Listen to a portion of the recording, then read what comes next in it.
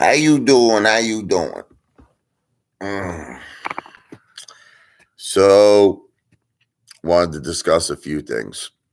You know, the haters, what they're doing now, because they're lunatics, is they're not only calling up carbines. Forget about carbines. They're calling up businesses all over New York.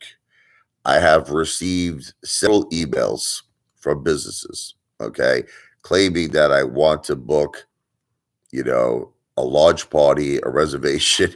I mean, I'm just trying to understand because listen to me, I'm a comedian. You know what I mean? And I love comedy and I love making people laugh. But I'm not really understanding like where's the comedy here? Where is the entertainment of calling up businesses throughout New York City, claiming that you want to book a big party, you're using my name, you're giving them my contact information. You're giving them my email address. I'm just trying to understand. What's up, Manuel? I'm trying to understand that where is the comedy? All you're doing, right, is wasting the time of local businesses. That's all you're doing. You're wasting their time. You're having them call me. You're having them contact me. You're having them hold dates. You're wasting time of local businesses. So I don't really get it. I don't understand where you send Domino's pizza to my house and you're not paying the bill. You're hurting these small businesses. You understand? They have to prepare this food, they have to make this food, they have to send their employee to deliver this pizza only to not get paid. So I'm just not getting the comedy aspect of what you're trying to accomplish. I'm not getting the entertainment aspect unless you feel hurting local businesses is funny. Like if that is your form of entertainment, is that if that if that's what you find funny, then I guess so be it. But I am telling you, as an intelligent person, that you're not funny. Listen to me, you're not funny. Nothing you're doing is funny. You're wasting people's time. You're hurting local businesses. That's all you're doing.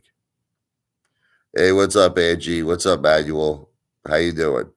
So, do you understand what I'm saying, Angie and Manuel? What these haters now are doing is they're calling up local businesses throughout New York City, not just Carbides, several other local businesses, and they're giving them my name and they're giving them my contact information, and they're explaining that I want to book a large party.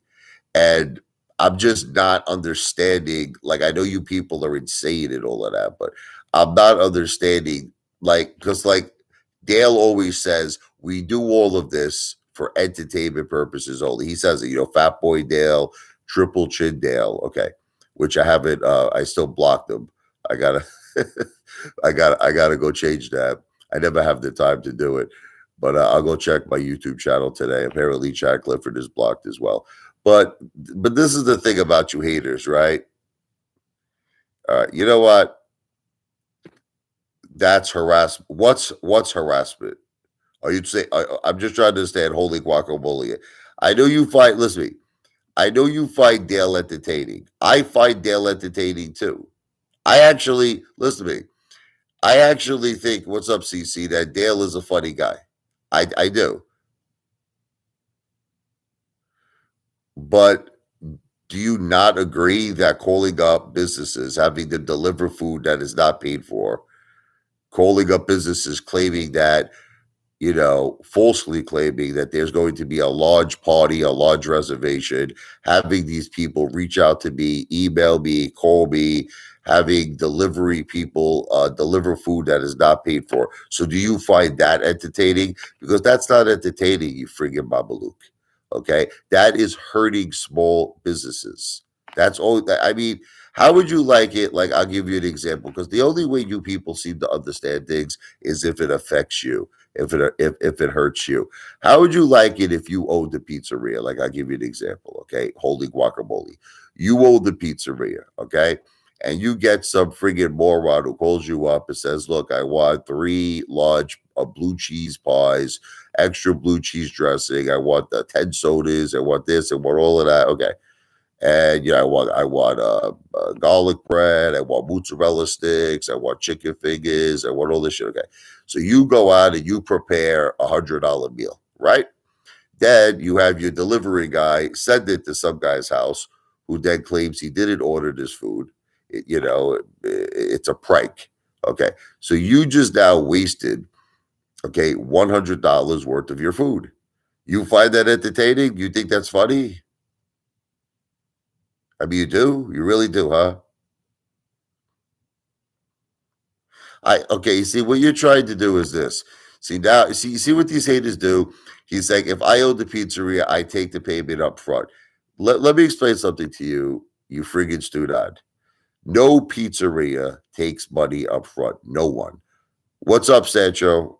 No one takes the money up front. No one. I have been ordering from pizzerias my whole entire life, and it's customary. It's a tradition that restaurants entrust the customer. Look, they shouldn't. You want me to tell you the truth? I actually never. I'm going to tell you a funny story. Okay, there was a guy I knew, complete degenerate. Okay. And it's just a guy, in Brooklyn, certain people, I can't explain it. You just know that they're degenerates, drug addicts, alcoholics. Okay. So everybody hung out at this pool hall. It was in Avenue U. And you had all types of people that hung out here. You had the tough guys, you had the degenerates. Unfortunately, it was just the way it was. Everybody went to the pool. The pool hall was like our Cheers, the show Cheers. And you had good elements. There were really good people there, and you had bad elements. Okay. So there was this one guy. I'm not going to mention his name. I'll just mention his first name was Mike. Disgraceful that my son's name is Mike, but this guy's name was Mike. And he actually, we were at the bar at the pool hall. They had a bar, and he was proudly telling me how he went into a restaurant, like a really high class steakhouse. He goes, "Yo, Richie." He goes, "I went into this high class steakhouse." I'm like, "Yeah." He goes, "Forget about it. I ordered friggin' 2 porterhouse steaks. I ordered antipasta. I ordered a big bottle of wine. I had dessert. I had cappuccino." I said, "Wow, sounds really nice." He goes, "No, let me tell you the best part of the story." He goes, "When the waiter went to the bathroom, I got up, I ran out." This is what he said to me. He goes, "I got up, I ran out, I didn't pay the bill." He starts laughing.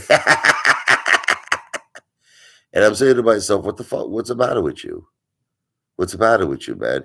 He goes, "Yo, man, I had an opportunity. I had an opportunity to friggin' flee, man." I'm like, "Brother, don't even talk to me anymore." That's what I told this guy. I just got up, I walked away. I'm like, get out of my face, you friggin' loser. But you see, there's people out there that do this stuff every single day. They go to restaurants, they order food, they don't pay, they run out.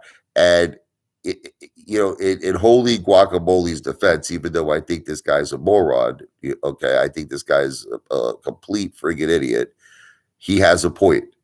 He has a point, and the point is that restaurants and pizzerias should charge upfront. They should. They should. And I always thought I got to tell you, because do you realize that you could walk into a restaurant? You think about this. They don't know who you are. The restaurant. They have no. You can walk. And one time, I want you to know, I actually tested this theory. I tested this theory when I was first dating Jennifer. There was a restaurant in Staten Island. Check out this story, okay? Now, I happen to always have money on me, okay? I always, just the way it's always been with me. I've always had money on me, okay? So it wasn't a question of the money, but it was a question of a test, okay? And I wanted to see how far I could go just ordering things before maybe the owner or somebody would question me and be like, "Look, can I have like some sort of a deposit? Can I have a down payment?" So I walked into this restaurant at a bistro. I'm like, "Let me get a bottle of Dom Perignon." It's like $500 a bottle. They're like, "No problem." They send it over. We're drinking the Dom Perignon. I ordered an $80 steak. Jennifer ordered an $80 lobster. I asked her the whole story. So we're approaching $1,000. I tell the guy, "Let me get another bottle of Dom Perignon." And actually, with that, I want to see a dessert menu. We're ordering desserts, we're after drinks, after dinner drinks. The bill was over. Do you know that this guy at no time said to me, "Sir, I mean, you're ordering a lot of stuff here. You're ordering a lot of food. You're ordering a lot of alcohol. Your bill is surpassing $1,000. Is there any way? I mean, I don't mean to be disrespectful. You could show me the money. You could show me that you have this money." At no point did he do that. So sometimes, and I'll even go a step further. When I had my daughter's birthday party, we went to a place in Staten Island called the Roadhouse. This was a $2,000 bill. You can ask my wife about this one. But this was we had some friends, we had some family members.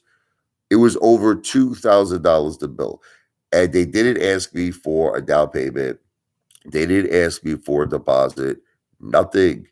They just kept letting us order and order and order. It was over $2,000. I paid it, of course. Listen, I always pay my bills. But the thing is that he actually has a point, this friggin' Luke. Restaurants, pizzerias should in fact ask for upfront money. Carmine's does. Carmine's does. In order for you to have the reservation at Carmine's, they wanted a deposit. But majority of pizzerias, I don't think I've ever been to a pizzeria ever in my life that asked for a credit card. Never. Not in the tri-state area. Not in Jersey, not in New York. You could call them up, be like, I want 10 pies, I want 50 pies. Seriously, I mean, they're crazy. I'll prove it to you. I'll prove it to you. A guy sent like friggin' 5 pizza pies to my house, 5 large pies. I paid it in this one particular instance. I actually paid for it because I was in the mood for pizza, and it so happened I made a video on it. It so happened that they actually sent me pizza that I liked. See, that's the thing. If you're gonna send me pizza I don't like, there's no way I'm not gonna pay for it. Send me anchovies, all that. Go F yourself. I'm sending that shit back. But in this particular case, the guy sent me meatball pie, sausage pie, good food. So I paid for it. But the thing is, it just goes to show you that the pizzeria actually took an order of 5 large pies without asking for a credit card and without asking for a deposit. It's crazy, right?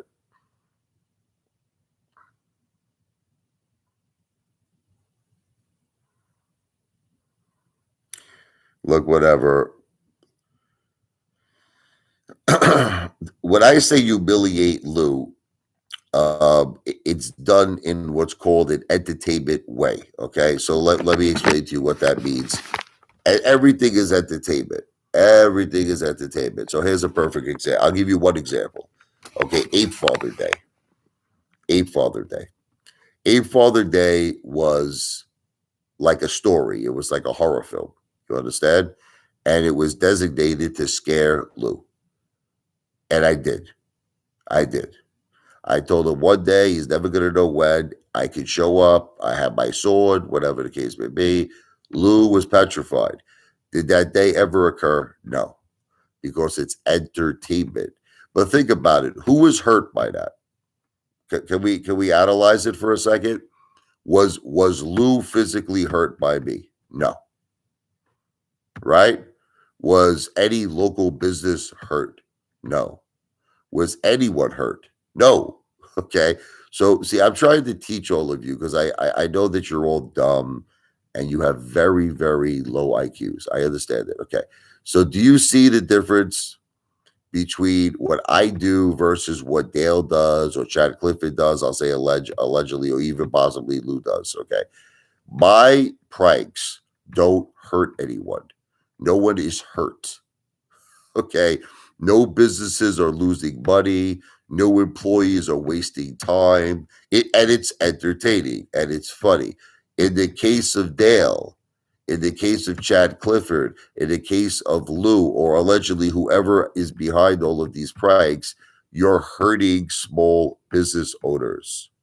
You're hurting them. Now, this thing where I said where I'm going to find out who Dale is and I'm going to send food to his house. First of all, if I did that, I would pay for it. Okay. If I found out who Dale was, I would pay for it. Like if I sent him a friggin' doll because the guy hasn't had, any loving from any woman, at least a woman. I can't. He might get a lot of loving from men, but as far as a woman is concerned, Dale has not got any poo-tang in a very, very long time. So if I sent him some sort of a love doll, one of those dolls they blow up and he can do his thing with it, I would pay for the doll. You understand? If I would send any food to Dale's house, I would pay for it. So in other words, the difference between Apefather and all these people is that I don't affect people's lives. I won't affect business owners. I would affect people's lives. Dale, because they're poor, you understand he's poor, he sends Domino's to my house. He can't afford to pay the $40 or $50 it is. He doesn't have the money. So what he does is he sends this unpaid. Now, I know what you're saying. Why don't you pay for it? Like I said, if it's pizza that I like, I will pay for it. But if it's like, he sent this disgusting thing. It was a blue cheese pie. I friggin' hate this shit. We had all the blue cheese dressing all over it. I don't. That's not for me. I'm not paying for it. Sorry. Teddy Time is very, very obsessed with the blow up gorilla, and a lot of people are very, very obsessed with the blow. We'll get to the pool in a second. Okay. I don't know why you're obsessed. I don't understand the obsession of this. Listen to me. 5 people bought shirts from the Apefather. I'm gonna go. I don't know how many more times I have to go over this. Okay. 5 people bought shirts from me for $50. Now, the first impression they had was that this money was going towards the blow up gorilla. Now, after shipping, after the cost of the t-shirt, and by the way, I sent each person 2 t-shirts, not one, but 2. My profit line was $100. That was what I made. The blow up gorilla was $600, which I paid for. Okay, I paid the majority. Now, this is the thing. Listen, I don't know how many times I have to go over this. Okay, I called up each one of the 5 people who bought the shirts for me. I told them I'm going to send you an extra shirt. I said I am going to get rid of this blow up gorilla because there was insurance issues. New York required that you had to incorporate. This is what they required. You had to incorporate a business. You had to get $1 million in insurance. There had to be a committee meeting. They said that this could take up to 6 to 8 months because of all. Plus, they wanted this in a park. They didn't see. I wanted it in front of the SEC building. They said absolutely no way, no way. They said you got to watch. You can't block traffic. You can't block anybody going in and out of buildings. You can't block up the pedestrians walking. They said it's a 6 to an 8 month process. And I already had the date, obviously it was the 28th of January. I already had everything booked. I basically said, fuck it. Okay. I bought it on friggin' it's coming from China. I got it. I sold it. Done deal. I spoke to the people who gave the $100. I told them, I said, I am not using the blow up gorilla. I explained the whole process. I said, I'm going to send you an extra t-shirt. Every single one of them was okay with that process. That's it. Okay. One of the people, I'll just give you a quick, was the ape whisperer, the ape whisperer, Cam, the great ape in Connecticut. He actually even wore the t-shirt that I sent to him. He was at a football game. He wore it. Listen to me. I think I showed the video on it. Or I posted it somewhere. I posted it. I was wearing my t-shirt.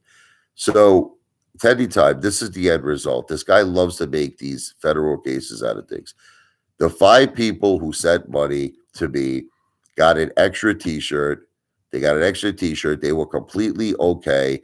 That's it. I was getting rid of the blow-up gorilla, and that's the end of it. Now, as far as all of you, listen to me, and don't take this the wrong way.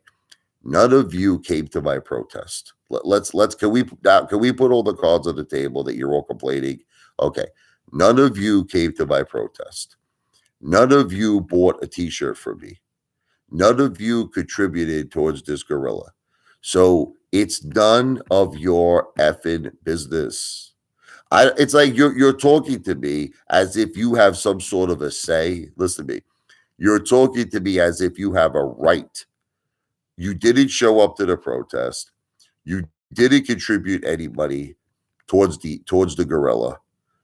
Why are we? You know what it's like? It's like I call up Tendy Time. I'll give you an example. Are you ready? And I'm like, Tendy Time, did you ever fix your car? Like, here's an example. You had some transmission problems, right? He goes, Hey, Father, is it any of your business what I do with my truck or whatever? It isn't. Listen, it is none of my business. Like, if Teddy Time decides to go out tonight and have ribs for dinner, or if he goes out and decides to put dirt on friggin' chicken and eat a dirt chicken sandwich, that is Teddy Time's business. If Teddy Time decides to hunt a squirrel and barbecue a squirrel and make himself a friggin' BBQ squirrel dinner, it is Teddy Time's business. What right is it of me to tell Teddy Time what to eat or how to spend his money or what to do, right? Okay. So just to simplify all of this, it is none of your business. None of you came to my protest. None of you contributed towards the gorilla. It's none of your business if I chose to keep the gorilla or if I chose to sell the gorilla, which is what I did. It is none of your business. But I know you won't accept it. What else is your business? Like, if I pay my mortgage, Tendy Time, is that your business? Tendy, if I go out today and buy a steak, is that your business? Tendy Time, I bought my kids all this pool stuff. Listen to me. I went to Walmart.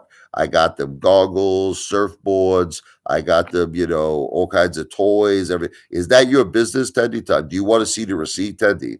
Do you want to see my Walmart receipt? What else do you want to see, Tendy? Do you want to see how much money I spend on my cable bill? Do you want to see how much money I spend on food?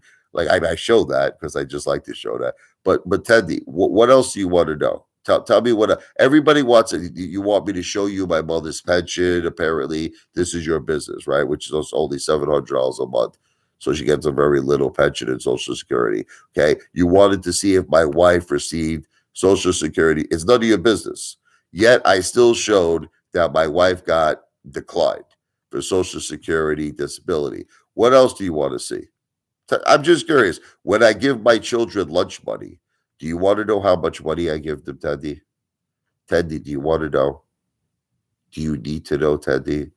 Do you need to know how much lunch money I give my children?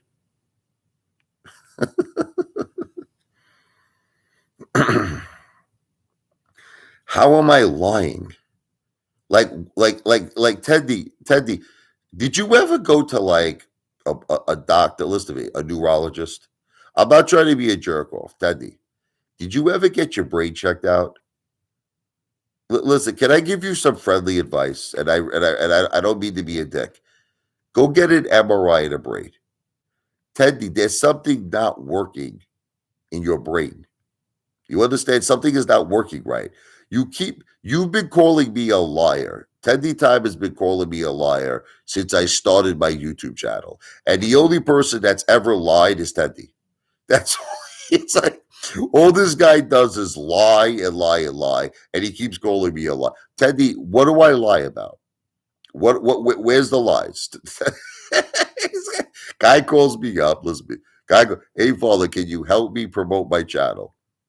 I say, sure. I help him promote his channel. His son sends me a text message, Tendy Time son.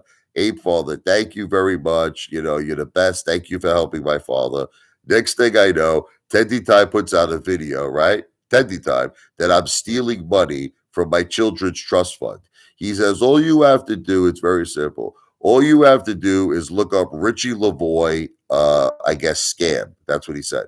Look up Richie Lavoie scam. He goes, you're going to see a link to the Florida courts that he is stealing money from his children's trust fund, right?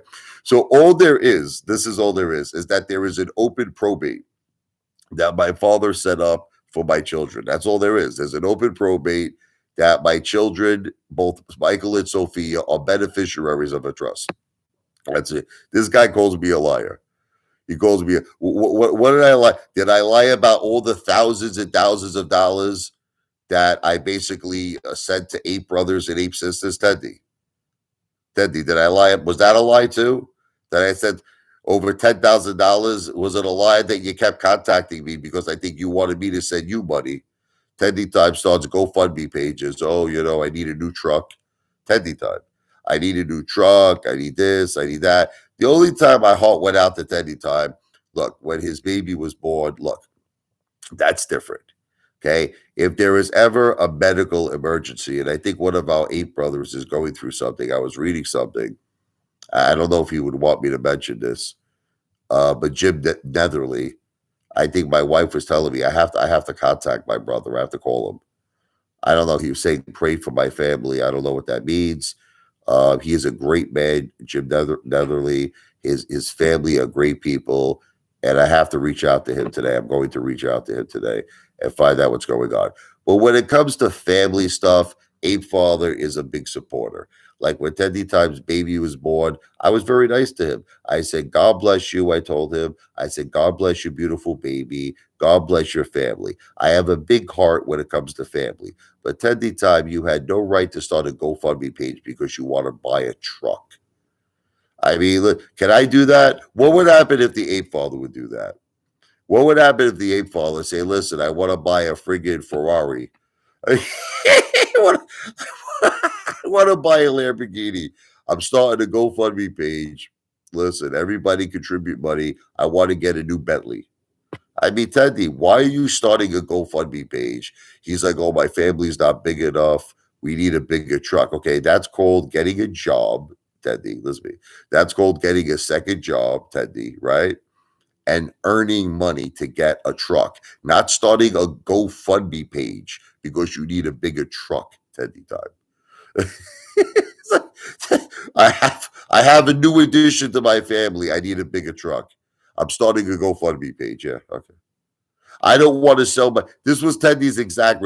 I own AMC. I own it, but I don't want to sell it. I just don't want to sell my AMC. See, there's the difference between me and Teddy Time. When I had a family emergency, I didn't start no GoFundMe page. Okay. I sold 500 shares of AMC. I had to raise $15,000 for an experimental treatment that was not covered by my wife's insurance, and I used my money. And people still like break my balls over this. Instead of people giving me credit, check this out.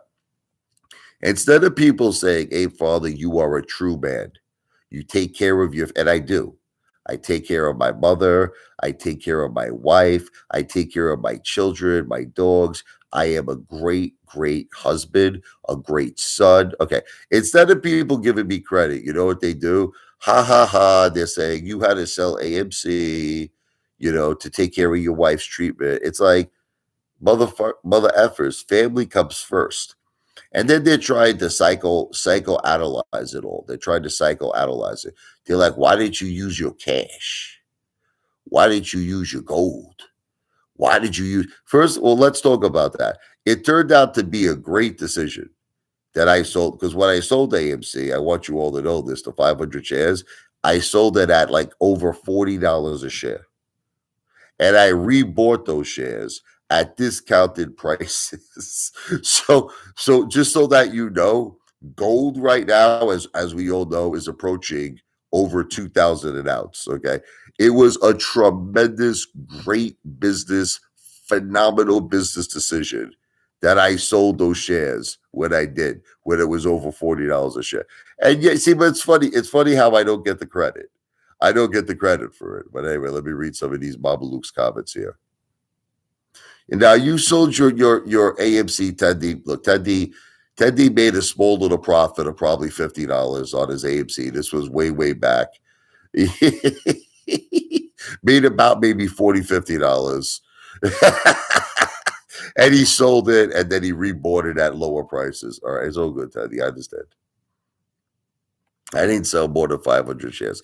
See, once again, Teddy, listen to me. Teddy, once again, this is what these haters do. They just say things that they have no actual evidence, no evidence. Teddy just made a comment. Ready? I sold more than 500 shares. He has no way of knowing this. He has no evidence. It is a complete assumption. And let me explain something to you, Teddy. When you assume, you make an ass out of you and me. That's I don't know if you know the old expression with assumption. Stop assuming things, Teddy. I didn't lose $250,000. First of all, this is what people like this guy to command the 34. He's not commanded 35. Okay. You're not, let me try to educate all of you on something. Okay. Let's go through this. I have 10% of my net worth in the stock market, 10%. Now, do you realize that every single stock besides AMC I'm making money on? Let me tell you my whole portfolio. AMC, GameStop. Okay. I know the market is closed today. Okay. In honor of slavery. Okay. God bless. But, Tuesday when the market opens, okay, I am currently in the green on GameStop. Big time in the green. I am green on MBOT. I'm green. Okay. I'm green on NGL. I'm green. Okay. The only thing that is red in my portfolio is AMC. And what I have done is what any rational, intelligent, logical person would do is I've been lowering my cost average. I've been doing so for a very long time. I have accumulated a tremendous amount of AMC. That's all I could do. There's like, what else could I do? You know what I mean? But this is why I don't like options, because the options, if you call it wrong and they expire, you're finished. Okay. I like shares. I like owning shares, except that this Babalu Gadamera wants to take away all of our shares. And that goes back to my next point. The shares that Adam Aaron receives as part of his comp package, you really got to ask yourself, because it's not like he's investing his own money. He's not a Ryan Cohen. He's not a Ryan Cohen who's putting $10 million in GameStop. This piece of shit, Adam, forget Enron, I like to call him. Adam Enron. You have to ask yourself, with these shares that he receives, his AMC shares as part of his compensation package, if he's going to lose 90%, if there's a 1-for-10 stock split. Something is telling me, and I really think we all need to really do all, instead of fighting Apefather, who's actually your friend, I'm your brother, I'm your ape brother, you should be fighting Adam Aaron. But you see, Tendy Time is too stupid to understand that. He's too stupid. I think Tendy Time likes Adam Aaron. All right. I have news for everyone on this live stream. Tendy Time is like a feel for real. I believe he likes Adam Aaron and he approves of the job he's doing. Tendy Time is probably in favor of Adam Aaron getting a raise in pay. Tendy Time is in favor of it. So he's like, how much is Adam Aaron making now? 23, 24 billion a year. Let's up that to 34 billion. Let's up that to 35 billion. Okay. That's what I believe people like Tendy Time. They still call Adam Aaron the silverback. Okay. Tendy Time, you don't honor your bets. I'm not making any bets with you. You don't honor any bets. You lost the last bet that we made with Chad Clifford. Everything I said was accurate. Everything I said with Chad Clifford was 100% accurate. Okay. You're all just psychopaths, you haters. All of you haters are nut jobs. Everything I said with Young Gun, Chad Young Gun Clifford was 100% accurate. He walks up to his Jeep. There's a young kid taking pictures of his car. Everything I said was accurate. Everything. Chad admitted it. Chad invited this young kid, robust kid, young muscular kid into his car. Everything is accurate. Chad Clifford, I heard him say with my own ears. So I invited the guy into my car. Apparently his girlfriend waited outside while this guy was alone in the car, in the Jeep with Chad Clifford. And Chad Clifford, this is what he said. He goes, I see nothing wrong with financially supporting a young entrepreneur. But now this is where I got Chad Clifford and what's called a gotcha. He never bought anything from this kid's website. See, because I asked Chad Clifford, I said, Chad, I made a video. So what's the name of this kid's website? What is it? So what happened was Chad had to go to Google, you understand? And he had to look up Young Gun. And this is what he said. He goes, there's like 50 to 100 different Young Gun websites. So do you know what that proves? It proves he never ever bought any merchandise off this guy's website. So what does he mean that he wants to financially see? I'm just saying, look, just saying, what does he mean that he wants to financially support a young entrepreneur? If he is not buying any merchandise off this kid's website, then it leads me to believe when he says he wants to financially support him, you got me? Okay. That's it. So I won the bet. Tendy Time owes me $10,000, but the chances of me getting $10,000 from Tendy Time, I would have more likely of a chance of two leprechauns coming to my house with pots of gold and handing them to me. There's no chance. Tendy Time does not have $10,000. I remember one time, Tendy Time, you remember that video? A long time ago, Tendy Time made a video. Oz could come up with any amounts of money. Remember that video, Teddy? Teddy Time. As no people. As no people. You tell me the amounts of money, I's come up with it. How much you want me to come up with? 100,000? Shit. I can come up with 200,000. You want me to come up with more? I's come up with 300,000. That's shit not enough for you. I's come up with $1 million. That's right. Tendy Time. Tendy come up with $2 million. Tendy Time come up with $1 billion. Tendy Time can come up with more money than effing Elon Musk. I's come up with $300 effing billion because I effing know people. Tendy Time has connections. Oh man. I'm not on a rant. It's just that you all ask the same questions. What's this? It's always the same questions over and over and over and over again. It's always the same things. I gotta prove everything to you. It's always the same thing. And Lou doesn't have to prove nothing. Everyone is giving Lou credit that like he showed up on a list. Lou probably owns one share of AMC. Listen to me. Lou, and you want to know what? Possibly. I'm even gonna go a step further. I'm gonna go a step further. Lou probably friggin' sold all his AMC. Okay, did you ever think about that one? Did you ever about the listen to me. Lou is the biggest con man, the biggest fraud, the biggest piece of shit. So even if I'm gonna put it to you this way, you know how I know Lou sold all his AMC? Can I prove it to all of you right now? Can I please prove it to you? And I want you to have an open mind. Do you remember the video where Lou said that I don't need my AMC money? Who remembers this? I want to go back in time and prove to all of you that Lou is a con man. Okay. Who remembers when Lou said, there's a special person? This is what he said. There's a special person I want to give all of my AMC Boaz money to because I'll always make money. I'm Louis. I'm always going to make money. I don't need my AMC Boaz money. I'm giving all of that shit away. I'm giving it away to who remembers that? See, you won't, none of you will ever admit the truth. Who remembers that? Okay. Then who remembers when Lou said he actually made this video? He said, I sold my AMC for a loss. This is what he said. And he said, I put all of my AMC money into GTII. He made this video. I know that none of you are going to accept it because you don't want to accept reality.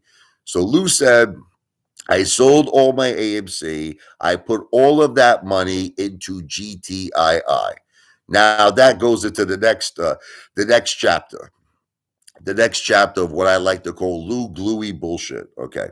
So now Lou says, I'm going to grow a beard until GTI hits 100. I'm growing a beard past my ankles, past my balls until GTI. So, but here's the question that all of us have to ask ourselves. Okay. Did Lou actually ever invest in GTII? Oh, who remembers this video?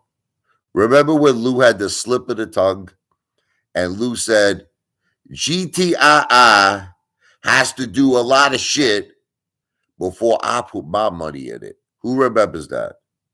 Who remembers the famous Lou video where he admitted that he never invested in GTII? I don't know if you remember this. Remember the Red Devil? Remember the girl who said she wanted to take him up to the room? He's like, oh no, I don't do women. I's got a live stream. That woman said, I will tear you apart. You understand me? She said, I will ride you like a cowboy. Ride you like a cowgirl, baby. They call me the Red Devil because I'm hot, baby. I make that schlong of yours melt like milk chocolate melts in your mouth, baby. I'm going to make that schlong of yours melt. But Lou refused the Red Devil's invitation to go back to his room. I was got to do a lot. He was petrified of her. He was petrified of the girl. Okay, so Lou made a video saying before GTI does anything, okay, I ain't putting my money in GTII. So don't you see a pattern of lies with this guy? Don't you see it? Like, I don't want to keep saying Lou never invested. Look, like I said, maybe what Lou did was this. This is what I'm guessing. What I'm guessing is that maybe Lou had at the most 10 shares of AMC at one time. Okay. And what he did was he left one share. I actually think he made a video. Didn't Lou make a video saying he has one share of AMC? I remember one time I got a message from one of my brothers in New York, who I actually think is that guy who rips Lou apart. You know, the guy who's got the Mercedes, something about, I forget his name, something, the enemy of YouTubers or something. But anyway, he's a friend of mine, this guy. And he called me up one time and he goes, Apefather, I gotta tell you, man, this freaking guy Lou is full of shit. And he was pointing out every single thing I was saying. Every single thing I was saying. So between Lou's secret connections that he doesn't have, between Lou saying he knows Melania Trump, they're best friends, between Lou saying that corrupt banks are offering him more money he's going to make on the MOAS, between Lou saying, what's the best part? The Lou's medical insurance is the best one, right? Remember when Lou was in the dungeon? He was in the dungeon. he's like, my medical records are lost. They're, they're in a box somewhere in a third world country. They're all lost. It's like everyone's medical records are online. Lou's medical records are in a box. I mean, this guy is nuts. Another thing, he used to drink Starbucks coffee. Lou used to go every day on all of his videos, and he used to get a venti. Who remembers this? Who remembers that Lou got Starbucks every single day? Do you now know that he has downgraded? Listen to me. Not even to Dunkin' Donuts. Like, it's one thing if he downgraded from Starbucks to Dunkin' Donuts. I'd say, okay, that's acceptable. A matter of fact, after I end this live stream, I'm going to Dunkin' Donuts. I effing love Dunkin' Donuts. So if Lou downgraded from Starbucks to Dunkin' Donuts, I would accept it. He downgraded to a $1 bodega coffee. And not even, do you know, even the bodega, they have a small coffee, they have a medium coffee, they have a large coffee. Lou gets the small. Lou gets the small coffee. It's the small $1. It's $1 bodega coffee. Okay, so that's all I have to say. See, this is what I'm saying. Thank you, Benson. For Red Devil entertainment purposes only. I love you, Benson. God bless you, brother. I love you. See, this is what I'm saying. Whoever said Mike is molesting Sophia is out of line and out of bounds. Now, I don't know if he's saying that because he's trying to be like Slick Rick and he's just trying to insult my children, or if he's actually being sincere and calling out whoever says, yeah, see, all right, let's talk about that. One of my son's friends, his name is William. Let's talk about this. Now, William is African American. Okay. Now, who remembers how everybody said that Apefather is prejudiced? Who remembers that? Who remembers that? Phil For Real. Remember Phil For Real went on this big, gigantic rant that I am the most racist, prejudiced person in the world. Okay. I treat this kid, William, are you ready? Like he's my son. He's my son's very, very good friend. And yes, unfortunately, Financially, he comes from, tough times in his life, and I understand that. I help this kid out all the time, man. He's like, he calls me Apefather too. It's funny. Richie and Apefather. He's like, "Can you take me to the movies?" I take him to the movies. He comes to my pool. I barbecue steaks for him. I give him hot dogs, hamburgers. I take him. We go to Taco Bell. I take him with me. We go to McDonald's. I take him with me. I took him to a big steakhouse restaurant. I took him to TGI Fridays. This kid loves me. He wants me to like adopt him. This kid absolutely loves me. He tells Michael, "You are the luckiest," because he has a very small house and he's going through tough, very, very tough financial times. And he comes to my house. He sees the big pool. He sees everything, the hot tub, and he always sees money in my wallet, like tons of money. He's like, "Oh my God, you're rich, you're rich." And I'm like, "I'm not rich. I'm just a regular guy." But the thing is that he tells Michael, "You're so lucky. You should appreciate your father." Because my son is a lot like all of you haters. My son, I don't know what it is. I don't know what it is. My daughter loves me so much. My daughter, she loves me like I'm her hero. I am my daughter's hero. Mike, I don't know. It's kind of like he wants to be like the boss, my son. Yes, Dad. I named him right, Michael Corleone. I love my son. I love him, but I don't know. He's always giving me a hard time, just like all of you. He's like, "You're never going to be a successful YouTuber. You're never going to be big. You're never going to be like Mr. Beast." My son always said, and I'm like, "Mike, don't you understand that if I do well, you do well?" I told him, "You already have a good life. You got a trust fund set up for you. You got like I got a big life insurance policy. You got the house is going to go you and your sister. We got money, cash, gold." He saw all of it. He knows all of it. I say, "Mike, you already have a good life. And if I become a successful YouTuber, you're gonna have a better life." He's like the haters, my son. He's like, "It's not gonna happen. It's not gonna happen." I think what it is, Mike, he loves Mr. Beast. He loves Mr. Beast, and Mr. Beast, I guess, is kind of like his hero. So if when I talk about Mr. Beast, my son gets very defensive. What can I tell you?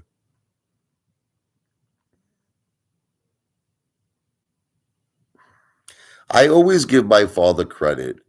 Commander 34. Well, I don't know what you're talking about.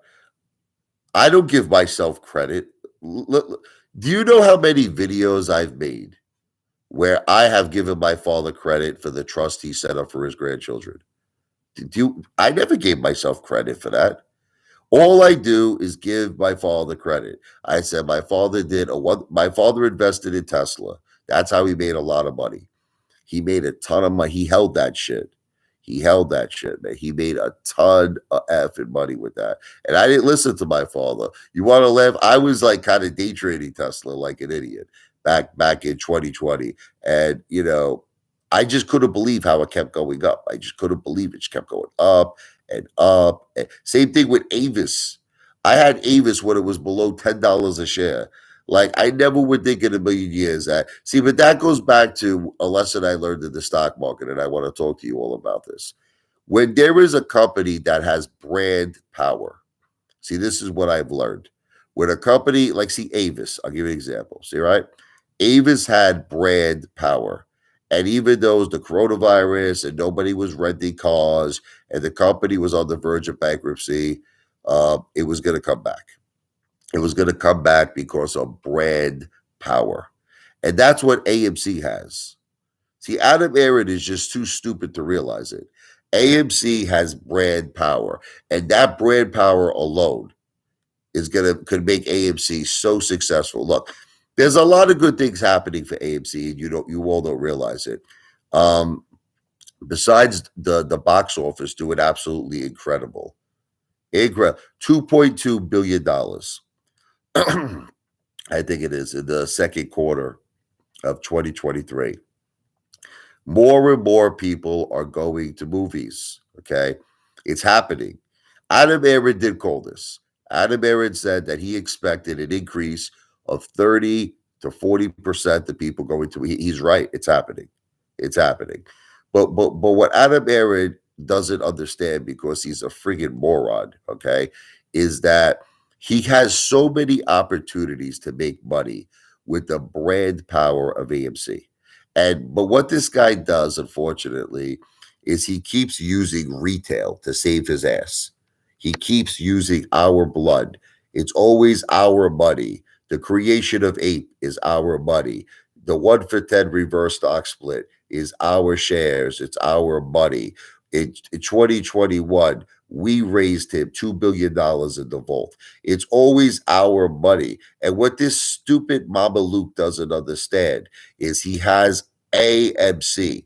He has the power of an amazing brand. And what he needs to start doing, this stupid dipshit mother effer, is use that power, use that brand power to do strategic partnerships, licensing deals. He needs to follow in the footsteps of Donald J. Trump. See, Donald Trump learned this. See, people don't realize I know everything about Donald Trump. Okay. And in the very, very beginning, what Donald does, he was building his brand. He was basically never using his own money to do deals. He was using bank money, everything. The Taj Mahal was financed through junk bonds. He had to make $1 million a day in interest. It was physically impossible just to pay the friggin' the bonds, to pay the junk bonds. Okay. So what he did, look, there's a lot of things Donald Trump did that was kind of fucked up. I love the guy. See, the thing is, a lot of people feel in order to become a billionaire, in order to become as powerful, you have to be a heartless, cold-hearted snake. See, Donald, unfortunately, look, I hate to say this. I know a lot of people love Donald Trump, and I love Donald Trump, but he is a shrewd businessman. When he put his casinos, not himself, listen to me, he never personally, Donald Trump never personally went into Chapter 11, but his casinos did. And it was kind of fucked up what he did when he started, Trump Entertainment Resorts. He started for the first time, he made his company public on the New York Stock Exchange, and all of that money that was raised helped him get out of personal debt. Okay. And what happened was when his companies went into bankruptcy, all of the stockholders, that's it. They were holding the notes.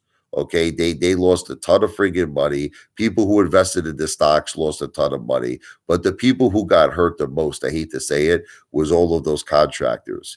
All of those contractors who brought all of the materials, for Trump Tower. They built it, they did the time, they did the labor, they didn't get paid. They didn't get paid. A lot of them went out of business. And look, this is the thing about the Ape Father. You know, I tell the truth.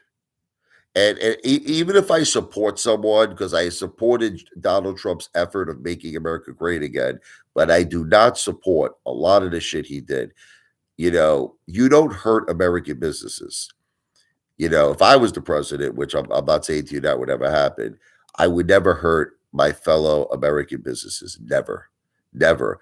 I'm a patriot of this great country, and shame on friggin' Donald Trump. Shame on him that these poor companies went out of business. These were patriots. These were American companies, and he let them fall to save his own ass. See, I say the truth, even though I like someone, even though I support some. See, look, I tell the truth. I always tell the truth. I tell the truth about everybody. And sometimes when I tell the truth, it hurts me because people get mad at me, but I tell the truth. I do tell the truth. Listen to me, you stupid idiot, WTF 198. When I bought the house, listen to me, I paid $320,000 for it, okay? If you look up any single, I'll tell you what, WTF, you want to have a bet, listen to me. Here's a real bet. This is a real bet, and I will put this in a contract. I am not kidding you. I'll tell you what. If my house is worth $301,000. Can we make a bet right now? Tell me the amount of money. Listen to me. Tell me the amount of money you want to bet. I will do a notarized contract with you right now. Tell me the amount of money you want to bet, and I want to meet you. I want to have your lawyer and my lawyer in an office. I want to put together a contract that if my house is on the market right now, its actual appraised value, listen to me, is worth $301,000. I will literally pay you any amount of money. Forget about Zillow. I will get an actual, you could pick a realtor. Listen to me. You could pick a realtor. Let's do it. Let's go. Okay, let's go. Let's go. Tell me. Here's my listen to me. Call me. Listen to me. I'm not fucking around. Here. 347. Look.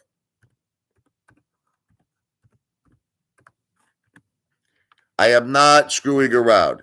WTF 198. Call me today. Text me. Actually, text me. Listen to me. Text me. Text me. Listen to me. Text me. Okay. And I want us to set up a meeting.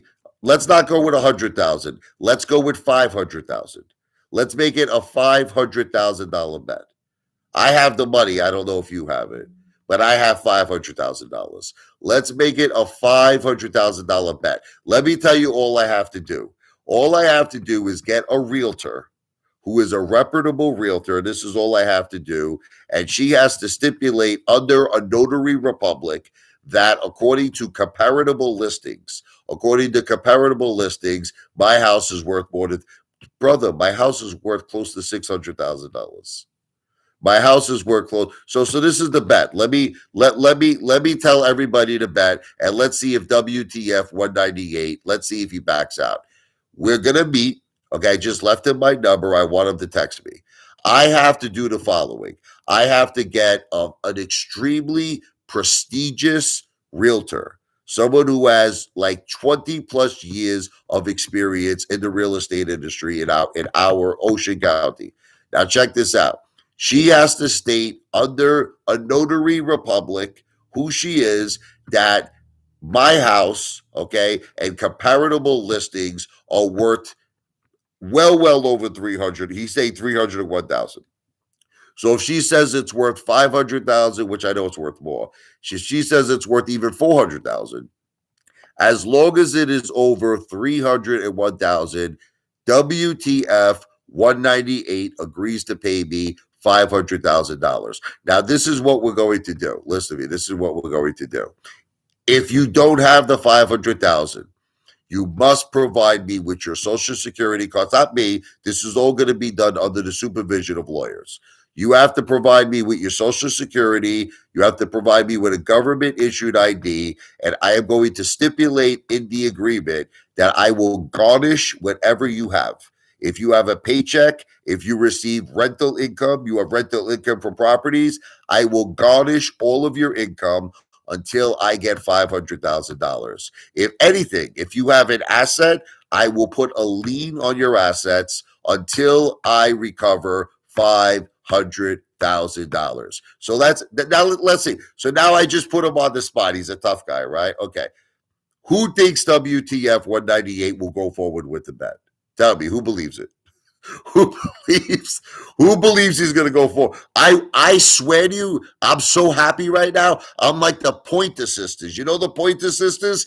I'm so excited and I just can't hide it. I'm about to lose control and I think I like it. Yeah. I want to make this bet so bad, you mother effer, I can taste it. Let's do it. Text me today. We're setting it up, mother effer. Do it. Text me today. Bro, listen to me. Tendy time.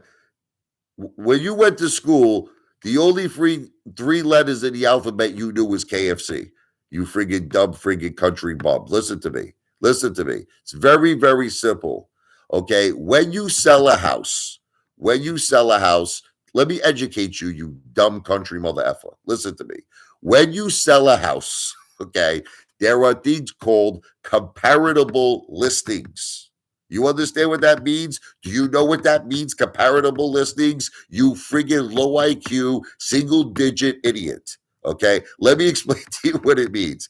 It means that there are houses that are comparable to mine, and what they do is they see the last houses that are comparable to mine, and they see the selling price. That's how they come up with a value for the house, you friggin' moron. Okay.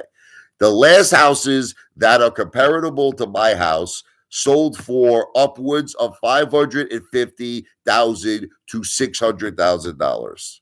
Okay, so in other words, that's why when you go to Zillow and that's why you go to other websites, they list my property at an appraised value of over $550,000. And at the end of the day, it is not about, okay, anything else except what the customer is willing to pay for your property. That's it.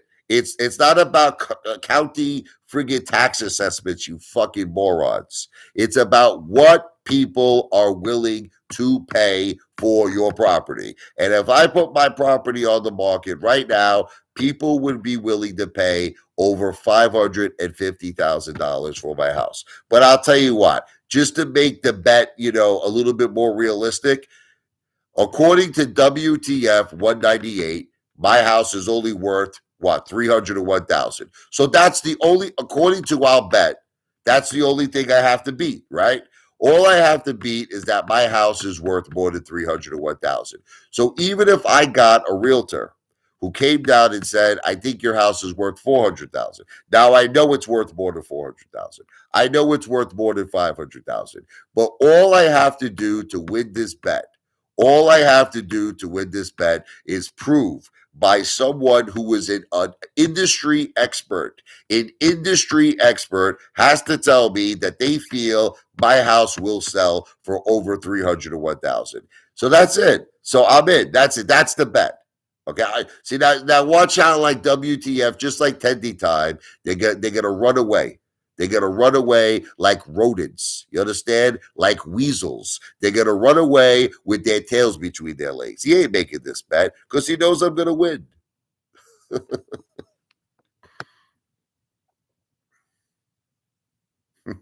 He's laughing. Look, WTF 1998 is laughing because he knows he won't win. You understand? See, you know what it is? It's so easy. It's so easy to make up lies about people. It really is. It's so easy, but it's so hard to tell the truth.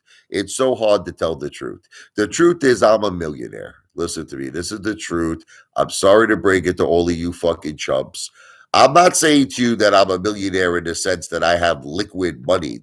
I don't. I do not have, and I'm admitting it to you. I can't come up with $1 million in liquid cash. There's no way. I would have to sell assets.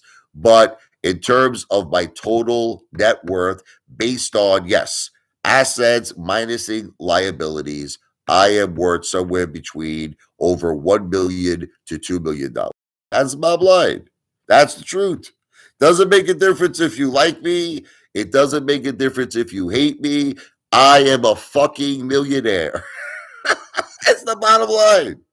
Any which way you go, any which way you twist this, I am a millionaire. Now, here's the best part. I'm only getting started. You ever hear that song by the Carpenters? I know all of you like rap music and hip hop, but Carol Carpenter and her brother Richard were geniuses. Listen to me. We've only just begun to make money. A father's gonna make more millions. That's right.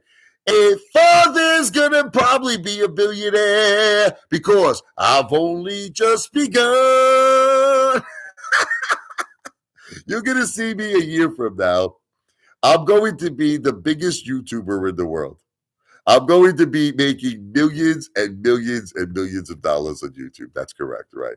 And all of you people will still probably be commenting on my videos. You're all going to be hating me. You're all going to be like, you're a piece of shit. But I'll be making millions. I already have more videos uploaded than the largest YouTube station in the world. You know T-Series? Okay, look them up if you never heard of them. They're the record company in India. They are the largest YouTube station in the world. They have like 19,000 videos uploaded. I have well over 20,000 videos uploaded. I have more videos uploaded than the largest YouTube channel in the world. I've only just begun. Oh my God. Listen to me, Teddy Time. Once again, he says things that are not true. Teddy Time. So I'll tell you what. You want to make a bet, Teddy Time? Teddy, if I worked a sales job, according to your comment, listen to me. Here's Teddy Times' comment, okay? He says, the only times I've ever made money in my life is the lotto and for people dying. Okay. So let's see if Teddy Time wants to back out of another bet. If I prove to you, Teddy, ready? Once again, let's get our lawyers involved. If I prove to you that I have made money working sales jobs, okay, you have to pay me every single thing. I want your farm. I want your tractor truck. I want your roosters. I want your chickens. I want everything you got on that fucking farm. You got cows? Are you like Mike the friggin' Marine? You got cows? I want the cows too. Okay. So here's all I have to do, Teddy, in the bet. Here it is. I have to prove to you that under my social security number, Teddy Time, that I have made money in sales jobs. Do you accept the bet? That's it. Very simple. If I made money in sales positions, are you ready? I want everything you own. I want everything to your name. Everything you got. I want it. Sorry, a lump sum of money. I don't know what that means. Teddy, you just made a comment. You said the only money I have ever earned in my life, this is what you said. The only money I have ever earned in my life came from lottery, this is what you said, or people dying. Okay, so what I'm going to do is I will show you my tax returns, but we're going to do this under supervision of lawyers, showing you that I have made money in sales. Okay, and if I do that, we're going to sign a contract and I want everything you own. Everything. I want all your future money that you're going to earn. I want to garnish your paychecks. I want to take every asset that you have, everything. I want it all. I want houses, tractor trucks. I want cows. I want roosters. I want it all, baby. You see how that you see what he's doing? Look, you see how he's trying to change it? Look what he's saying now. The first comment he says is the only money I have ever made. This was his comment, right? Is through lottery or people dying. Now he's saying, "Oh, prove that you made 100,000 every single year." You see, this is what it is with these haters. You know what it is with these haters? They have, no matter what you say, they have what's called a counteroffer. You understand? Every single thing is a counteroffer. Everything. You understand? I'll give you an example. Okay, Apefather. I had someone make me a bet, right? Who was? I'm trying to think who it was. Crypto fan. Crypto fan. He goes, I bet you. He says that you make money from your wife's social security disability. Okay, I make a vid. Check this out, right? I make a video showing that my wife got denied. She got denied for Social Security disability. You know what crypto fan says? Now I want to see if your mother makes money. This was his next. He goes, okay. He says, okay. Now I want to see your mother's pension. I want to see a Social Security. But you see what they do? This is what I'm trying to say to you. They make an initial bet. I won the bet with crypto fan. He made a bet with me. You live off your wife's Social Security disability. I won the bet. I showed a letter that she got declined. Now, instead of him manning up and saying, I was wrong, you were right, nope, he switches the bet. Just like Teddy Time does, just like WTF 198 does, they always switch the bet. John Audie. That's what he said, John Audie 30, John Nito. Soon as I showed the letter that my wife did not, when she was denied Social Security disability, he's like, okay. He goes, now let's work on your mother, he says. Let. It's always a new friggin' stipulation. You guys are fucking losers. Why is it my responsibility, Dane Defense, to constantly support the apes? I've spent $10,000 of my money. Listen to me. Have you?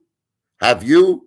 I've spent $10,000 helping my ape brothers and my ape sisters. I donated money to help them. How much money did you donate, Dane Defense? How much money did you? So now it's not enough. Now I gotta pay for every meet and greet I have. Listen, right? Every meet and greet I have nationwide, I gotta pay for it. I gotta pay for everything. I mean, you guys are psychos. I don't want to be the voice of the community. This is not true, Commander 35. Listen to me. I'm an entertainer. I'm a YouTuber. I don't want to be the voice of any community. I don't. I just sometimes give you ideas that I think are valuable ideas. And you want to know what the funny thing is? All of my ideas were correct. Okay? Or every single idea. I guarantee you all of this. If Ape Island would have became a reality, I know that you're all laughing about it, Ape Island, ha ha ha. But if it real see, because we really have the money. Listen to me. There are 4 million apes. This is what you don't understand. Invested in AMC, over 4 million. We combined, we have more money than Citadel. Combined, we have more money than Ken Griffin. And Ape Island could have became a reality. And if it became a reality, it would have been the talk of the town. Everyone would have talked about this. Charles Payne would have talked about this. That's why I said I believe it would have been a catalyst, because it would have showed the whole world.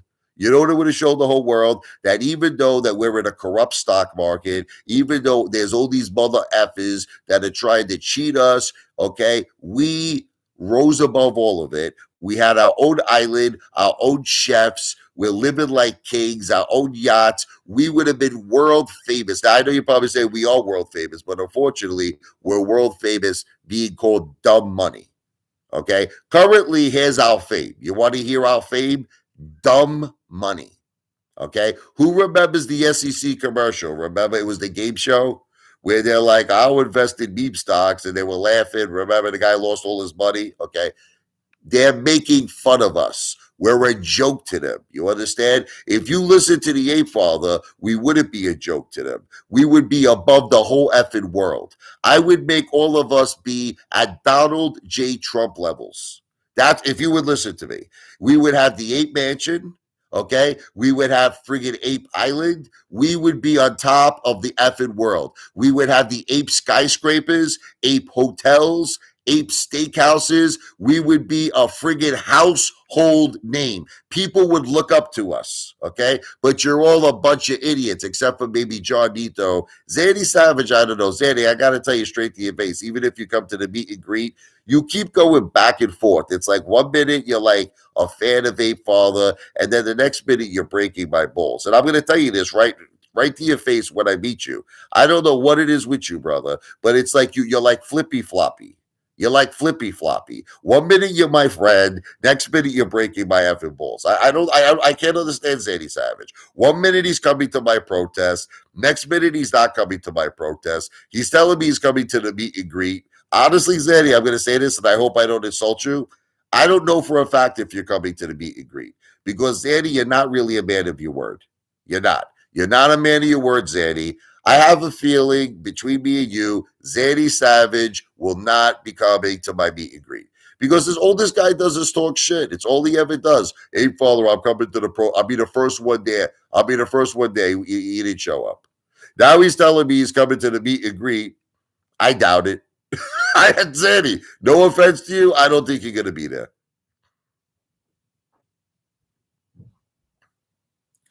No, you see now. What did I change? I changed the fact. Okay, Zan. Once again, Zanny doesn't understand simple things. Zanny, listen to me. People don't want. This is what's happening. Listen to me, Zanny. People. It's either one of two things. They have no money, which is a very strong possibility, or another possibility is they don't trust me.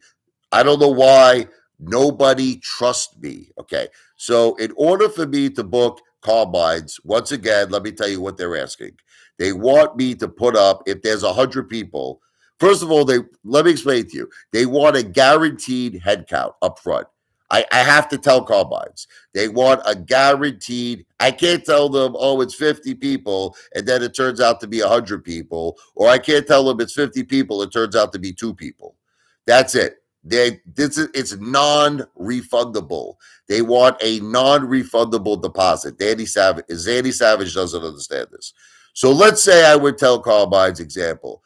There's going to be 100 people there, right? Okay. They're going to ask me, Zanny, for a $5,000 minimum non-refundable deposit. Okay. Now, who's going to pay that, Zanny? Me?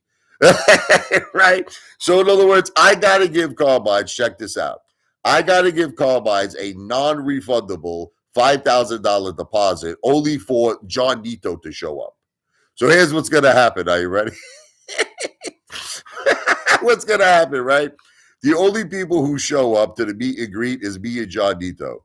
Okay, so I lose $5,000, or I guess me and John Nito, who I guess will eat and drink $5,000 worth of food, whatever the case may be.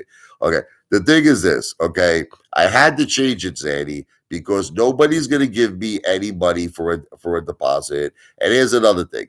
Nobody trusts me. Okay, so this is the way I said it. You want to hear the way I said it? Why don't we make this simple? This way it's easy like friggin' pie. It's easy. Let's meet. Check this out. Let's meet the end of July. It's the last Saturday. The last Saturday in July, July 29th. Let's meet at the Tropicana Hotel Casino in Atlantic City. Let's meet by Carmine's, the Italian restaurant, okay? We're going to meet there at 8 p.m. Eastern Time. Now, check out what's going to happen. I'm not making any reservations, no reservations, so you can all you haters can stop making reservations for me.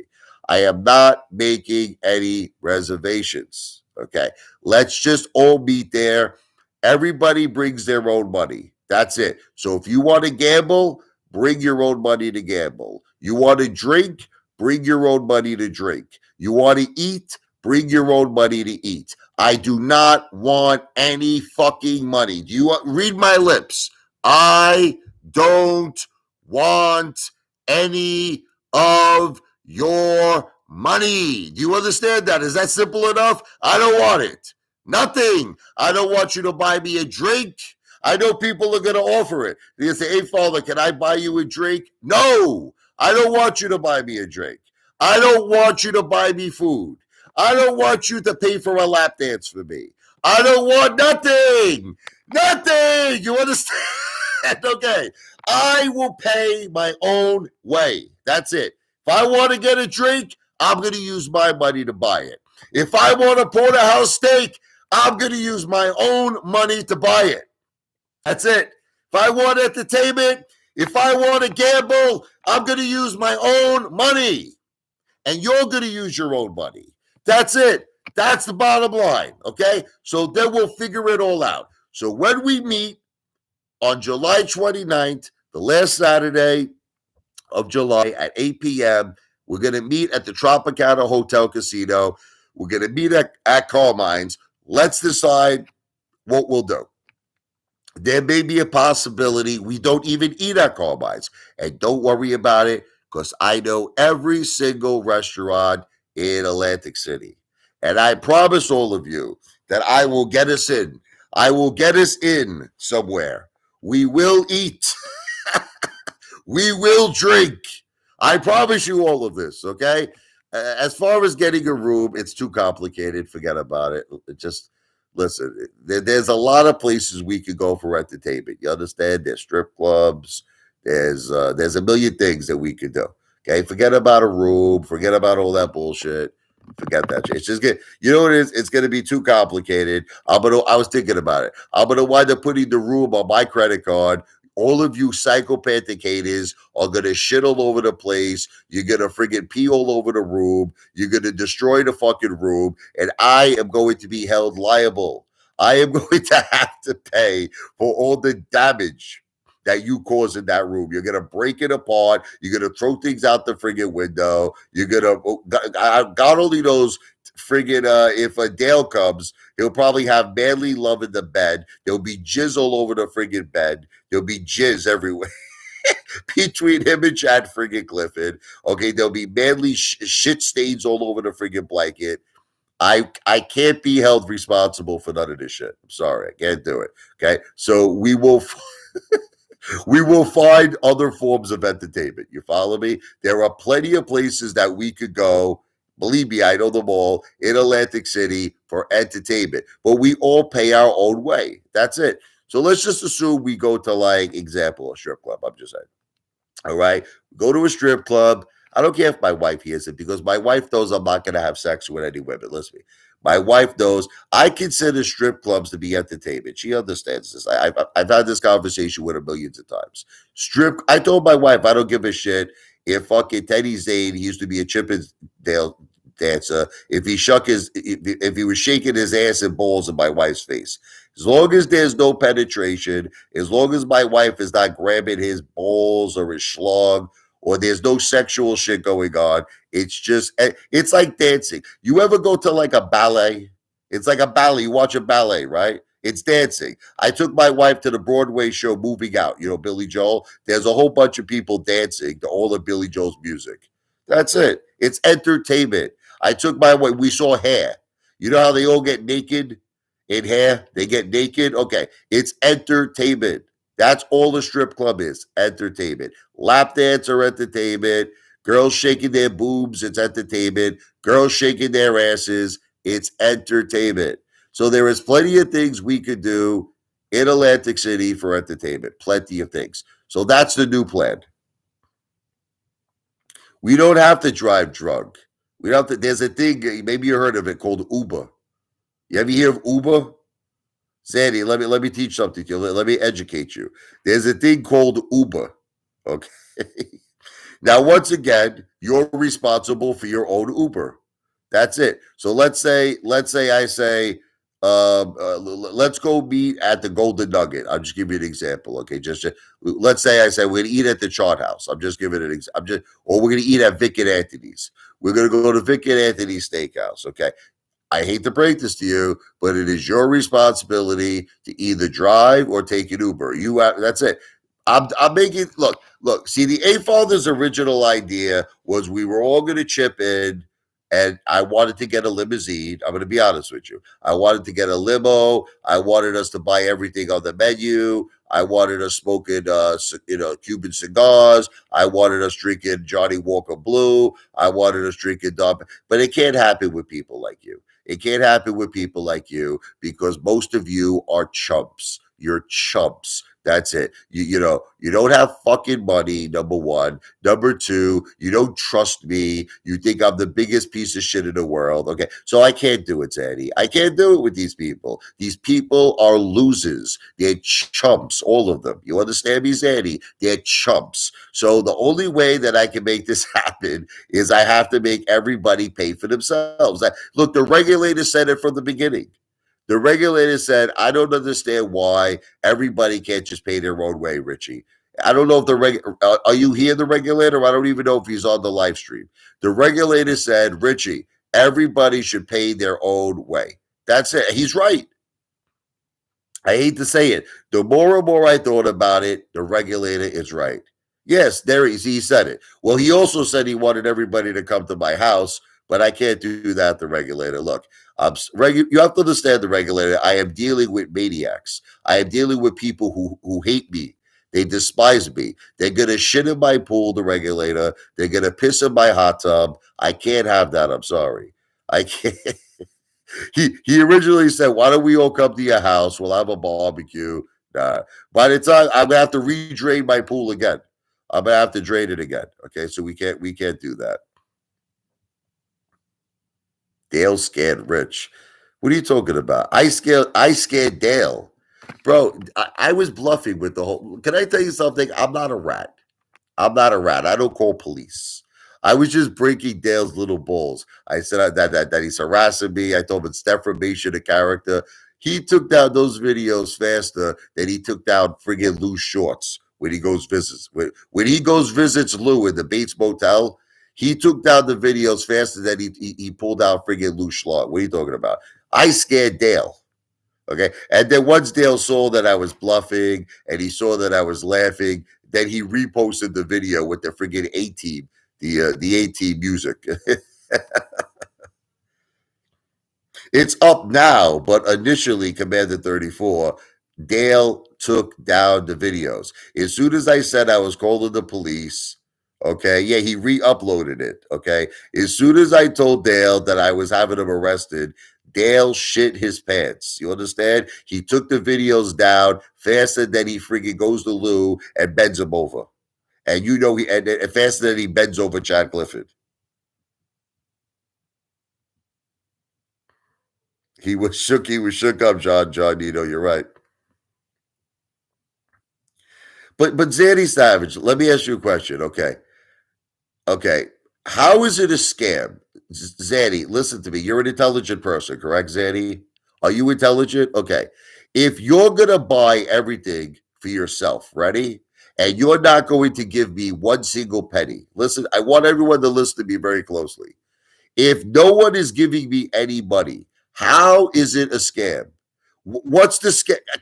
Can someone please explain to me what the scam is? Okay, here it is. If I want to buy a porterhouse steak, I'm paying for it for myself. If I want to do a shot of Johnny Walker Blue or buy the whole bottle, I'm going to pay for it myself. Me, I'm going to buy it. Okay, that's it. So how is it a scam? How, I don't understand. Can someone please explain to me how it's a scam? How is it a scam? But you're saying I'm broke, but I'm paying for everything out of my own money, and I'm broke. I'm gonna spend probably $500 on dinner, and this guy's saying I'm broke. This guy, how am I broke? Okay, Lou said I'm broke. Oh, this is coming from a guy, Zaddy, who had to downgrade, listen to me, from Starbucks coffee, right, to $1 bodega. $1 bodega coffee. You're listening to a guy, Lou, who walks all around the place. He walks in pouring friggin' rain to get groceries because he doesn't have a car. You're listening to someone who a judge ordered him to live with his mother under a 3-year supervision, okay, who had to pay back $73,000 of senior citizen money that he stole, and he had to use the apes. We paid that back. We paid the restitution back for Lou. This is who you're listening to. Lou is saying I'm broke.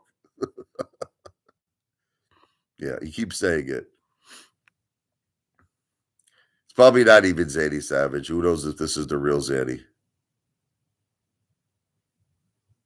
So the regulator says I am not broke. We just don't know the source of your cash flow. But why do you need to know it for?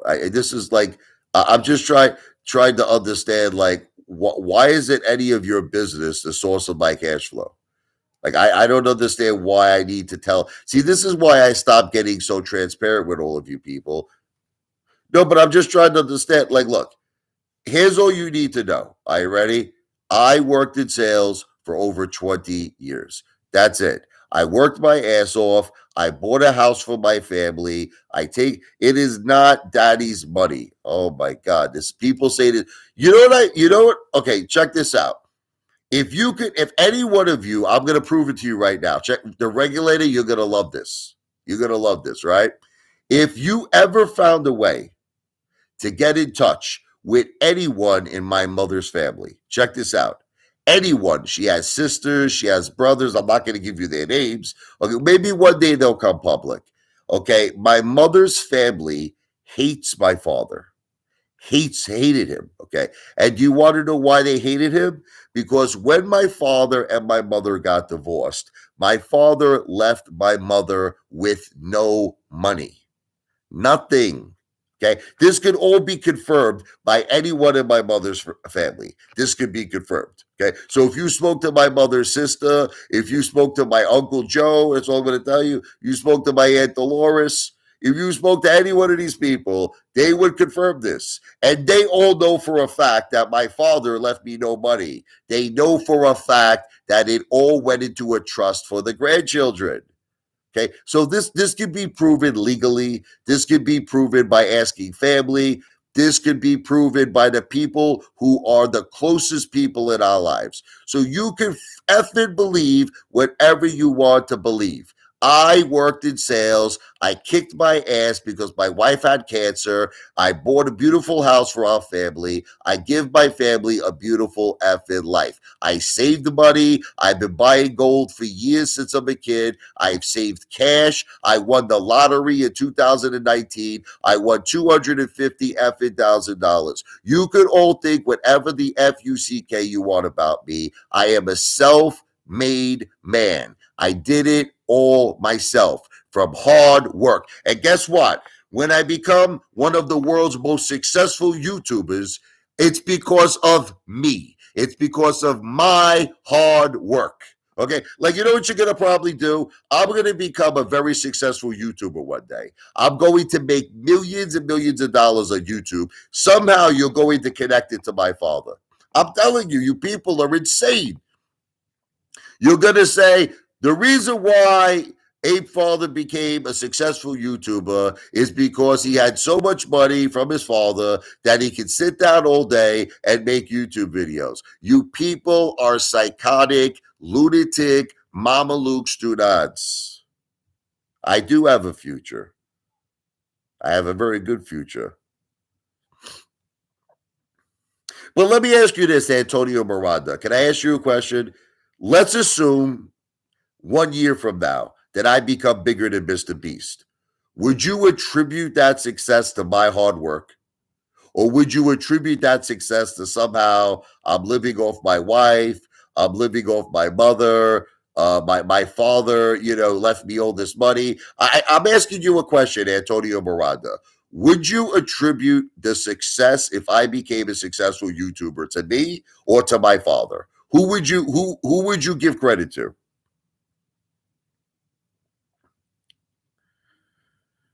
The regulator, I don't think you understand something. Listen to me. You're another one. You come across so smart sometimes, and sometimes you come across so stupid. Listen to me. I have more videos uploaded right now than the world's largest YouTube channel, which is T Series. You understand that? They have like 19,000 videos. I have over 20,000. What's going to happen if you listen to me and let me explain? Eventually, I am going to have more videos uploaded than Royal Von Depar. I'm going to surpass him, the regulator. I am going to have more videos uploaded. I am going to have the most videos uploaded in the entire world. Now, when that happens, it is only logic because I think you're a logical person. Okay. Would you agree that even if I'm getting small views, just listen to me, even if I'm getting small views per video, that every time I upload a new video, I'm getting more views? Who agrees to that? Let's shake their head. Look, who agrees that every time I upload a video, I'm getting more views, right? Okay. So it's really quite simple. The more videos I upload, the more views I'm going to get. And eventually, T Series is the largest YouTube channel in the world. You're a psychopath, bro. They have the most subscribers and they have the most views. They have over 200 billion effing views. What's up? I never refinanced my house. What's up, Tommy? How you doing? So you want to know who taught me this? Arnold Schwarzenegger. Arnold Schwarzenegger. I can't take credit for this. I have to give the credit to Arnold Schwarzenegger. Arnold Schwarzenegger. This is what happened. He came from what was it? Austria, right? He came into America. He wanted to become the Mr. Olympian. He said to himself, "It's very simple." This is what he said to himself: "If I become the most successful bodybuilder in the world, which he did, he says that will lead to more things." That will lead to movie parts, being a movie star. It eventually led to him becoming the governor of California. Okay. And he was correct. Everything that Arnold Schwarzenegger said came true. So in other words, what was the first step?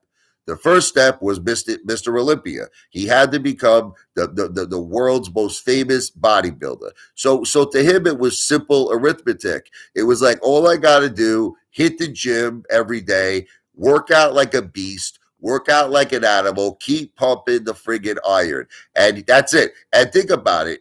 Everything he says is true. No one stops you from going to the gym. He just decided, I'm going to work out like a beast. I'm going to work and work and work and work. And that's it. And he became who he was. He became Mr. Olympia. He became the biggest friggin' bodybuilder in the effing world. And that led to what? Fame. That led to him becoming a movie star. That led to him, becoming the governor of California.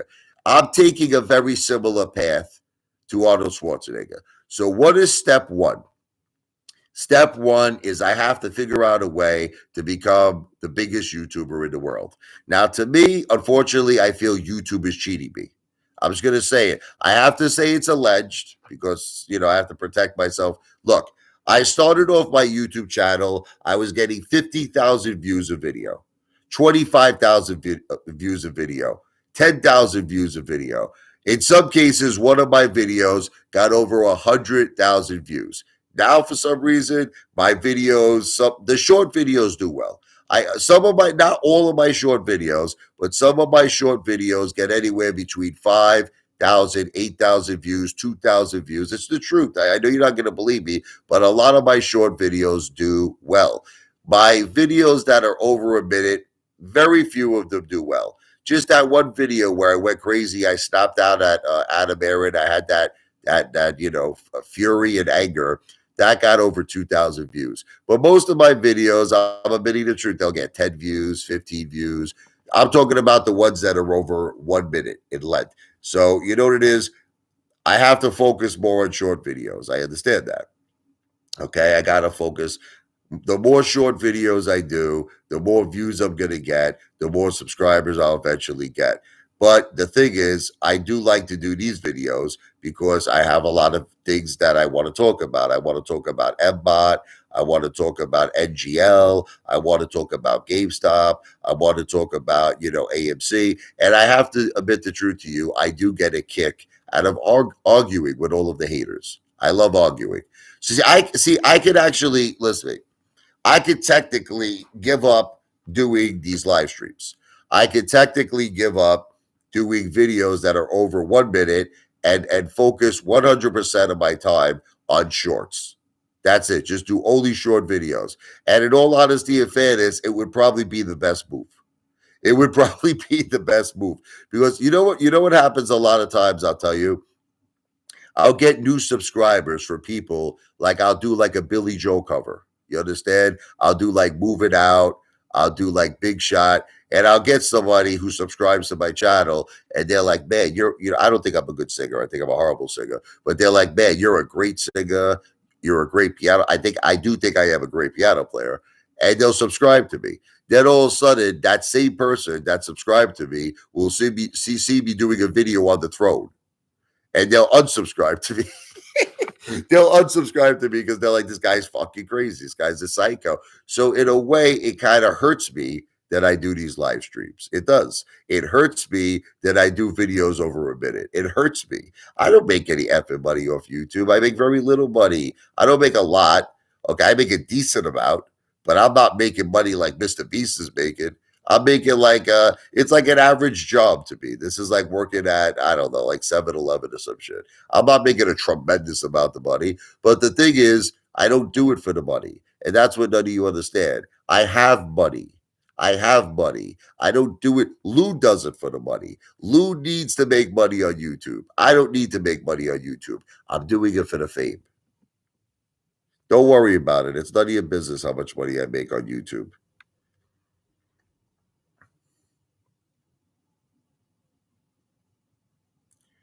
There are people who actually said I was a great singer. Commanded 30. I actually had a lot of people compliment my voice. But I'm admitting to you, I don't think I'm a great singer. I never got suspended. This is once again a lie. Big 911 is saying a lie. I never got suspended. You guys keep repeating the same things.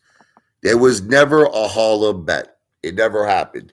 In order for there to be a bet, listen to me, you friggin' morons. 2 people have to agree. You ever hear, you know what I want you all to do after this live stream? Look up the definition of a contract. Okay? Look up the definition of gambling, okay? It's very simple. If I go to Atlantic City, listen to me, and I put $500 on red, on roulette, and black comes out, I lose the $500. Okay? But if I put the $500 on red, on roulette in Atlantic City, and red comes out, I win $500. That's the sense of gambling. There is a risk and a reward. No one agreed. You know how many times I asked dynamic synergistics, are you going to come to the Harlem bet if I win? You want to know what he said? I will not participate in your racist bet. I will not participate. I will not participate. This goes for Vera. This goes for all the haters. None of the haters agreed that if I won the bet, none of the haters agreed that they would come to Harlem. Okay. This was all around the same time when Lou said he was going to grow his beard if GTII went to 100, and Lou just stopped that bet, shaved his beard, and everybody forgave Lou. So the way I see it is this, and I don't care how Antonio Miranda sees it. The way I see it is this. It's very simple. There has to be two parties that are willing to have what's called a risk and a reward. In the Harlem bet, there were not two parties. It was basically, if I win the bet, check this out. Are you ready? If I win the bet, none of you haters will go to Harlem. Now, if I lose the bet, I got to go to Harlem. Okay? That is not a bet. It is a one-sided friggin' thing. You ever see the honeymooners with Ralph Grandin? He used to flip the coin. He goes, heads I win, tails you lose. He used to say to Ed Norton, heads I win, when he flipped the coin, tails you lose. Meaning he wins in both cases. A bet has to have two parties willing to take a risk and a reward. What is it with you, Zanny? You can't be the real Zanny Savage. You can't be the real Zanny. You can't be the real Zanny. Look, I'm tired of proving my watch to all of you. I showed you the back of my watch. You saw that it said 18 karat gold. You saw it. I listed all of the information on the watch. Go watch the video. I listed it. Okay. And I have news for all of you. I'm looking to eventually upgrade my watch to a Rolex. Okay. It's going to happen really soon. Very soon. Okay. I'm looking to, because you want to know what, the more and more I'm thinking about it, I think I want to get a Rolex. So I'm going to be upgrading it very soon. I didn't cancel the bet, the regulator. Listen to me. Regulator, can't you just for one time, I know you hate me, but can't you just for one time be logical? A bet has to have two parties willing to take a risk or a reward. Okay. In the case of Harlem, the haters were not willing to take a risk. No hater. No hate, no one. I've asked all of them, every hater. If you win Apefather, I'm not going to Harlem. So it was never a real bet. That's it. It was never a real bet. He goes, laugh my ass off for Rolex. All right, well, when I get it, let's see if you laugh.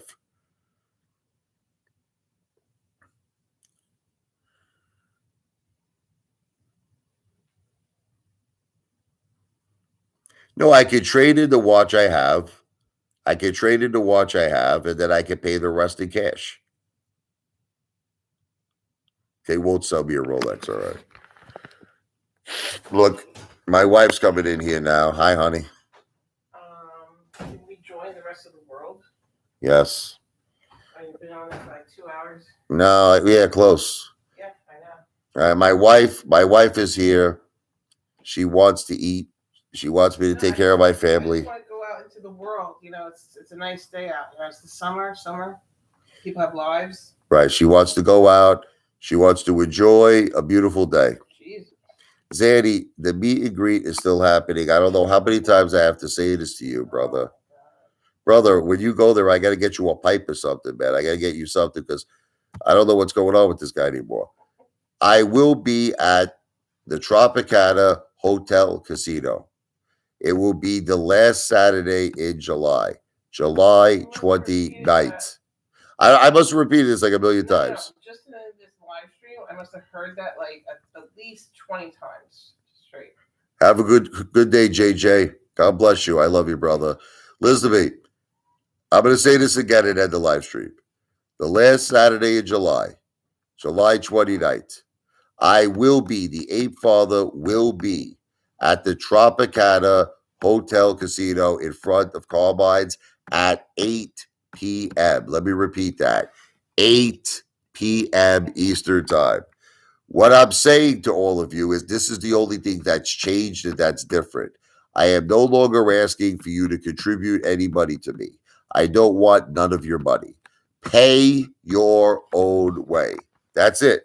So whatever it is that we do, if we go to the casino and we gamble, you're responsible for your own money to gamble. If we go get something to eat, you're responsible. If we go get something to drink, you're responsible. Any form of entertainment, you're responsible. That's it. You pay your own way, but we'll all be together. And if we have to travel somewhere, and if you have to take an Uber, yes, you are responsible to pay for your own Uber. You are. If I say to you, Zaddy Savage, yeah, I'm going to the Golden Nugget.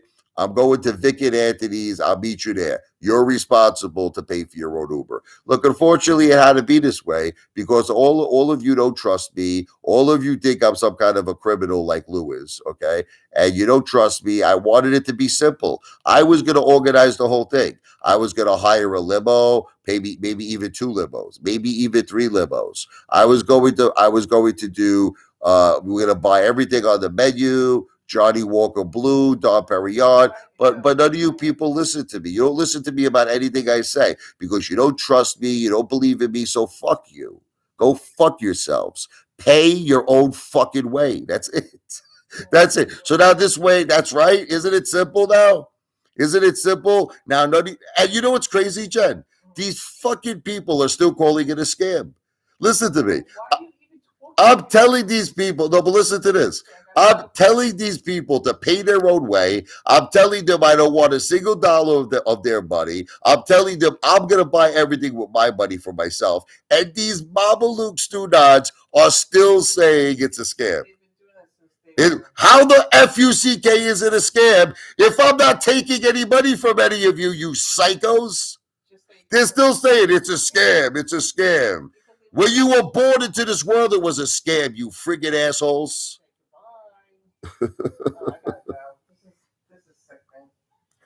Even the regulator admits. The regulator admits it's not a scam. No, but you know what? The regulator, listen, give him credit. Jennifer, give the regulator credit. Okay, the regulator is even saying it's not a scam. He is the world heavyweight champion of my haters. This is the champion of the world of my haters, and he's even saying it's not a scam. Okay? He makes the most sense. I like the regulator. Jen knows I'm a scam artist. Jen, have I ever committed any scam in my life? Tell them. Come here.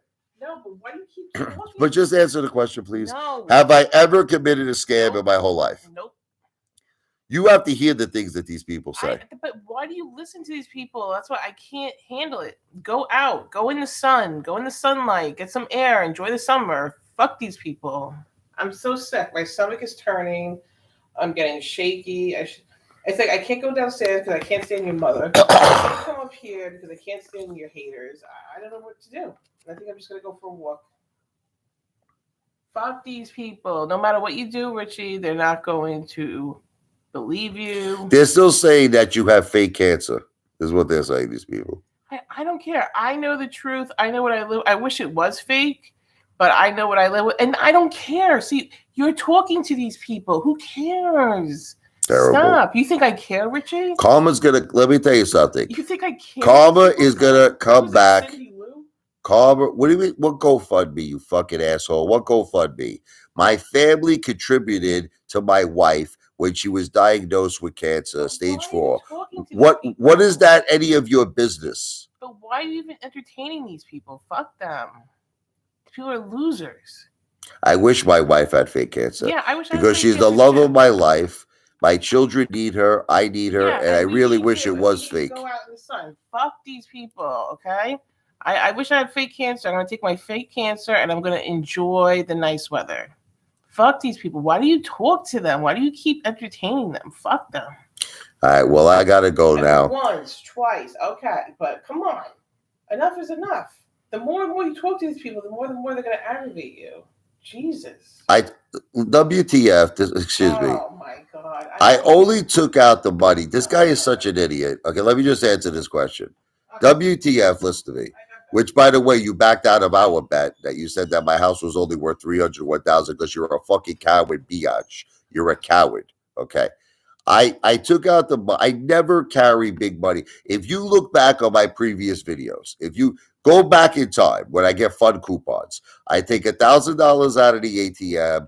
I keep maybe $2,000-$3,000 at all times on me. Okay, that's what I keep on me.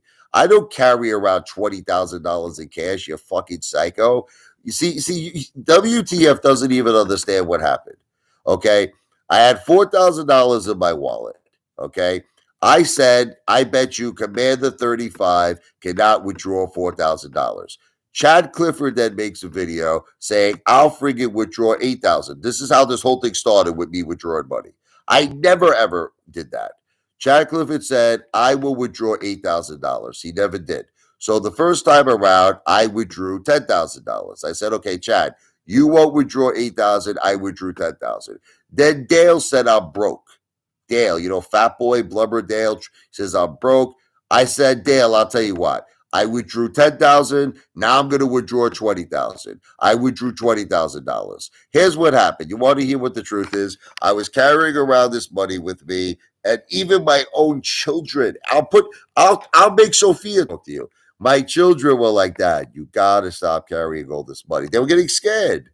They were getting scared. John Bitton was like, you're asking to get robbed, all this fucking shit. So I redeposited the money. I carry like 4,000 on me. That's enough. I have nothing more to prove to all of you. Look, Chad Clifford, why don't you go break Chad Clifford's balls? Chad Clifford said he was going to withdraw $10,000 in cash. Chad Clifford never did it.